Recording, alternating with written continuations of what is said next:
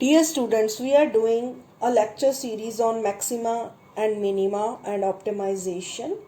So, in single variable and multivariable functions with economic applications. In today's lecture, we are going to discuss about single variable function and how to find the maximum and minimum values in the single variable functions. First of all, we have to know what is maxima and minima and what is its role. For economic applications, to solve the economic problems, there is a very important role of maxima and minima. Every consumer, as we know, wants to maximize his satisfaction or utility. Every producer wants to maximize his revenue and profits. So in other words, we can say to maximize profit, every producer wants that there should be a profit in his or her industry. So to solve these kind of problems, we always use maxima and minima. So first of all, we should know a functional relationship between y and x to know what is maxima and minima. Here y is a function of x. What does this means? Here x is independent variable and y is dependent variable. So there is a functional relationship, but what kind of functional relationship?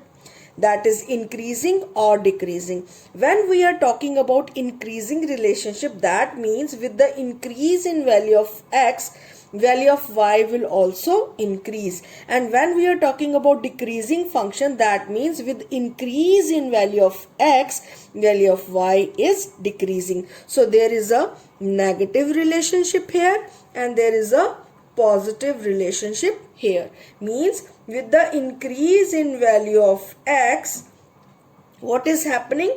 Value of y is increasing. So this is a increasing function with positive slope.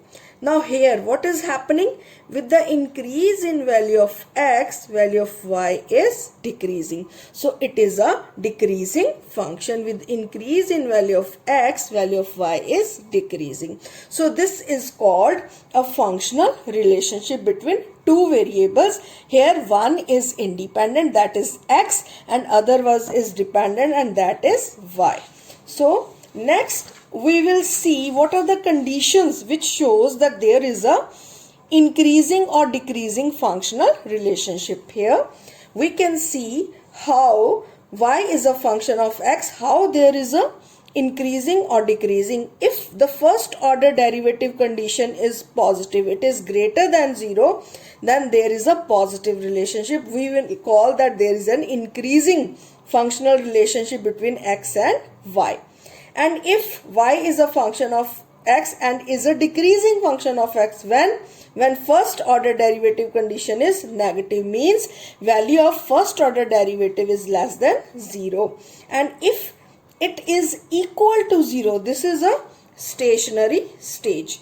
Means in this stage, the value of y is neither increasing or decreasing with the change in value of x, dy upon dx. So with the change in value of x, there is no change, no increase or decrease in value of y. So this is called stationary situation. Now how we can find out maximum and minimum value of a function?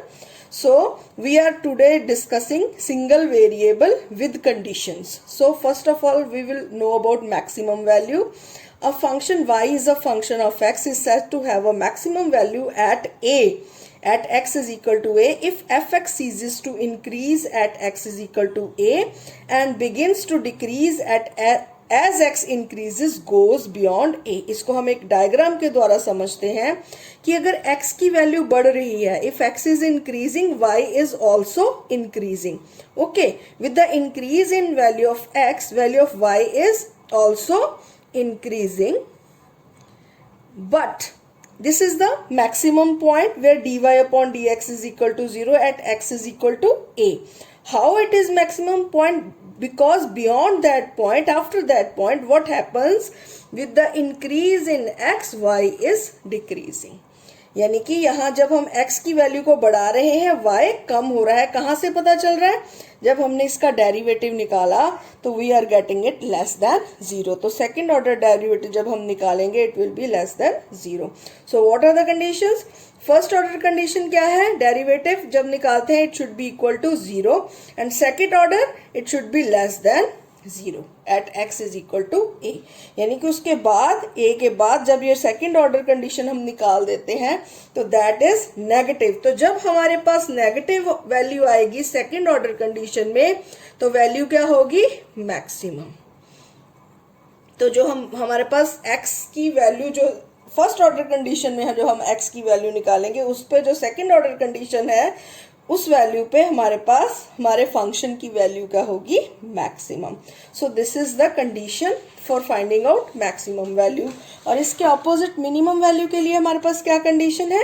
A function y is equal to f x is said to have a minimum value f a at x is equal to a if f x ceases to decrease at x is equal to a and begins to increase at as x increases beyond a। Opposite situation same. क्या हुआ? जब यहाँ x बढ़ रहा है तो what is happening? y is decreasing. We can see dy upon dx is less than 0. जब हम यहाँ इस पॉइंट पे पहुंचे x is equal to a, dy upon dx is 0। इस पॉइंट के बाद जब x बढ़ रहा है तो y भी बढ़ रहा है, इट इज इंक्रीजिंग। पहले स्लोप देखिए ये नेगेटिव है, नीचे को आ रहा है, बाद में बढ़ना शुरू हो गया। दैट मीन्स कि यहाँ पे हमें यहाँ पे कौन सी वैल्यू हमने अचीव की है? मिनिमम वैल्यू है dy अपॉन dx, ये मिनिमम वैल्यू है। इसके बाद इसके बियॉन्ड अगर हम जाएंगे तो वैल्यू जो है बढ़ना शुरू हो जाएगी। तो what is the first order condition? dy upon dx is equal to 0 and what is second order condition? d2y upon dx square is positive. तो जब ये ग्रेटर देन 0 है at x is equal to a, positive है, तो we will get our minimum value. तो positive में minimum value, negative में maximum value. अब थर्ड कंडीशन है पॉइंट ऑफ इन्फ्लेक्शन। जब फर्स्ट ऑर्डर कंडीशन भी 0 है, सेकेंड ऑर्डर कंडीशन भी 0 है, लेकिन third order condition is not equal to 0। So this is called point of inflection. तो इस सिचुएशन में हम नाइदर इंक्रीज और नॉट डिक्रीज की सिचुएशन में है। There is a functional relationship but it is neither increasing nor decreasing and this is the point of inflection. So this is all about conditions. तो चलिए अब हम एक एग्जाम्पल के साथ इसको समझ लेते हैं कि जो अभी हमने अपनी प्रॉब्लम्स को डिस्कस किया उसको एक एग्जाम्पल के साथ समझ लेते हैं। Let us take y is equal to x cube minus 12x plus 12। तो what is the first condition? First we have to differentiate this expression with respect to x. So dy upon dx हमारे पास आ गया। जब इसको solve करेंगे 3x square minus 12। Second अब हमारे पास जब ये फर्स्ट हमने डेरिवेट किया तो कंडीशन क्या थी फर्स्ट ऑर्डर की? सबसे पहले हम क्या देखते हैं? फर्स्ट ऑर्डर कंडीशन जिसमें dy upon dx is equal to 0। तो हमारे पास dy अपॉन dx क्या आया है? 3x square minus 12। तो इसको हम इज इक्वल टू 0 करेंगे तो जब हम इसको सॉल्व करेंगे हमारे पास आ गया x square is equal to 4। तो x is equal to plus minus 2। तो हमारे पास दो वैल्यूज है x की, एक है x इज इक्वल टू 2, एक है x is equal to minus 2। तो अब हम क्या देखेंगे? Second order condition. तो सेकेंड ऑर्डर कंडीशन में जब हमने 3x स्क्वायर माइनस, ये हमारा फर्स्ट ऑर्डर डेरिवेटिव था, तो सेकेंड ऑर्डर कंडीशन में हमारे पास आ गया 6x। तो सबसे पहले हम क्या करेंगे? We will solve it at x is equal to 2। तो जब हम इसमें x इज इक्वल टू 2 की वैल्यू पुट करेंगे 6 इंटू 2 इज इक्वल टू 12। अब ये क्या है? पॉजिटिव है। 12 जो हमारे पास क्या आ रहा है? पॉजिटिव। तो इसका क्या मतलब है? जब वैल्यू पॉजिटिव आ रही है तो x इज पॉजिटिव, तो वैल्यू हमारे पास क्या होनी चाहिए? क्या बताया था? जब पॉजिटिव आ रही है तो नेगेटिव। तो यानी कि हमने मिनिमम देखना है y at x is equal to 2। क्योंकि ये हमारी सेकंड ऑर्डर कंडीशन क्या है, पॉजिटिव। तो मिनिमम वैल्यू y की देख लेते हैं, y की मिनिमम ऑफ y एट 2 कैसे आएगा, यहाँ x की जगह हम क्या पुट कर देंगे, 2।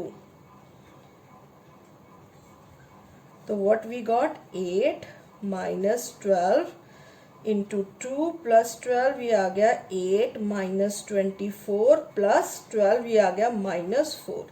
तो हमारी मिनिमम वैल्यू y की कितनी आ गई, -4। अब ये दूसरा है at x is equal to -2। इस पे देख लेते हैं सेकेंड ऑर्डर कंडीशन क्या थी, 6x, 6 इंटू -2, तो ये क्या आ गया, -12। So this is less than 0, यानी कि यहाँ क्या होएगी, एट मैक्सिमम वैल्यू होएगी of y at x is equal to -2। तो देख लेते हैं, इसको भी पुट करते हैं। सो मैक्सिमम ऑफ y कैसे निकालेंगे, 2 क्यूब माइनस 12 इंटू 2 प्लस 12, तो वी गॉट 8 माइनस 24 प्लस 12, तो ये आ गया हमारे पास ये माइनस का साइन है ना, यहाँ भी माइनस का, तो ये माइनस माइनस प्लस हो गए, ये माइनस का साइन है। तो व्हाट वी गॉट ये आ गया हमारे पास 30 माइनस 8 प्लस 36, तो ये आ गया हमारे पास 28। तो मैक्सिमम ऑफ y हमारे पास आ गया 28। So this is the way to explain to find out maximum and minimum value under maxima and minima. तो दोबारा से फर्स्ट ऑर्डर कंडीशन सबसे पहले देखेंगे। तो dy upon dx is equal to 0 करेंगे तो उस पर x निकल आया हमारा 2 और -2। देन हमने सेकेंड ऑर्डर कंडीशन देखी। जब हमने सेकेंड ऑर्डर कंडीशन देखी तो जब पॉजिटिव वैल्यू है तो दैट मीन्स वो x की वैल्यू हमें मिनिमम दे रही है, और जब नेगेटिव वैल्यू है, यहाँ पे नेगेटिव है, तो वो हमें मैक्सिमम वैल्यू दे रही है at x is equal to -2। So this is the way to solve. Let us take another example to solve this problem. Locate the extreme points maxima and minima and points of inflection of y is equal to, this is the function जो हमें given है। तो अब हमने सबसे पहले first step क्या होगा हमारा, हम देखेंगे dy अपॉन dx। तो जब हमने dy अपॉन dx इसका निकाला तो ये हमारे पास क्या आ गया, 3 आगे आ जाएगा, 3 3 कैंसिल, तो ये हमारे पास आया x² माइनस 6x प्लस 8। अब उसके बाद हमने फर्स्ट ऑर्डर कंडीशन क्या है हमारी, dy upon dx should be equal to 0। तो अब हम इसको जब 0 करेंगे, x² minus 6x plus 8 is equal to 0, हमें फैक्टराइज करने पड़ेगा x की वैल्यू को निकालने के लिए। चलो फैक्टराइज करते हैं। तो ये हमारे पास आ गया, what we got, x minus 4 minus 2 x minus 4 is equal to 0। So x minus 2 और x minus 4 is equal to 0। So x is equal to 2 and x is equal to 4। तो दो हमारे पास वैल्यूज आ गई, x इज इक्वल टू 2 और x is equal to 4। अब next step क्या है, second order condition. तो सेकेंड ऑर्डर कंडीशन निकालते हैं। अब हमने किसकी निकालनी है सेकेंड ऑर्डर कंडीशन, इस एक्सप्रेशन की। तो वो क्या आ गया, 2x माइनस 6। अब 2x minus 6 at x is equal to, एक बार हमने 2 वैल्यू देखनी है एट 4। चलो जी, जब हमने 2 पुट किया यहाँ पे, ये हमारे पास आया 2 इंटू 2 माइनस 6, 4 माइनस 6 दे आया -2 लेस देन 0। तो that means at x is equal to 2 हमारे पास क्या आएगी, मैक्सिमम वैल्यू y की। तो कर देते हैं, at x is equal to 2 put कर दीजिए एक्सप्रेशन में। तो 1/3 2 cube minus 3 2 square plus 8 into 2 plus 5। तो जब हम इस सारे एक्सप्रेशन को, ये प्लस नहीं है, यहाँ पे माइनस है, यहाँ हमारे पास, तो माइनस डाला। तो जब हमने इसको सॉल्व किया तो हमारे पास आ गया, देखते हैं क्या आएगा, 8/3 माइनस 3 और ये 4 12 और ये आ गया 16 माइनस 5। तो जब हम इसको सॉल्व करेंगे वी विल गॉट 8/3 माइनस 1। तो जब हमने सॉल्व किया इसको, हमारे पास आ गया 5/3। तो मैक्सिमम वैल्यू हमारे पास कितनी आई, 5/3। अब नेक्स्ट स्टेप हमने किस पे देखना है, at x is equal to 4। दूसरी वैल्यू 4 थी, तो 2x माइनस 6, तो यहाँ पे 2 4 माइनस 6, तो 8 minus 6 2 greater than 0। So that means minimum value at x is equal to 4। तो अब हम 4 पुट कर देते हैं वैल्यू, तो ये आ गया y इज इक्वल टू, यहाँ कौन सी आनी है, मिनिमम वैल्यू, तो 1/3 4 cube minus 3 4 square plus 8 4 minus 5। तो जब हम इसको सॉल्व करेंगे तो ये आ जाएगा 64/3 minus 48 plus 32 minus 5 and this will comes 1/3 जब हम इसको सारे को सॉल्व कर लेंगे। तो दैट मीन्स हमारे पास मिनिमम वैल्यू कितनी आई, minimum value of y 1/3 at x is equal to 4 और ये 5 क्या है, maximum at x is equal to 2। अब हमें एक चीज और पूछी है, मैक्सिमम मिनिमम वैल्यूज हमने निकाली, we are asked for point of inflection also. आपको पता है पॉइंट ऑफ इन्फ्लेक्शन के लिए हमने क्या देखा था, dy/dx is equal to 0, d2y/dx is equal to 0 and d3y/dx cube is not equal to 0। तो ये हम निकाल चुके हैं, ये हम निकाल चुके हैं। 2x minus 6 is equal to 0, ये सेकेंड सिचुएशन है। तो यहां से x क्या आ जाएगा, x इज इक्वल टू 3। तो x इज इक्वल टू 3 आ गया। अब हम निकाल लेते हैं d3y/dx क्यूब। किसका निकलना है, किसका निकलेगा वो, 2x माइनस 6 का, तो वो क्या आ गया हमारे पास 2। So that is not equal to 0। Hence point of inflection हमारा क्या हैगा, at 3 at x is equal to 3 there is a point of inflection, means our function is neither increasing nor decreasing, यानी कि y फंक्शन जो कि x का function है, it is neither increasing और decreasing with respect to x। So this is the main elements of our today's lecture. We will find out that how we will find maximum value, how we will find out minimum value and what is the point of inflection. तो आज इन तीनों चीज़ों को हमने इस lecture में discuss किया है। नेक्स्ट में हम इसकी एप्लीकेशंस को स्टडी करेंगे। Thank you.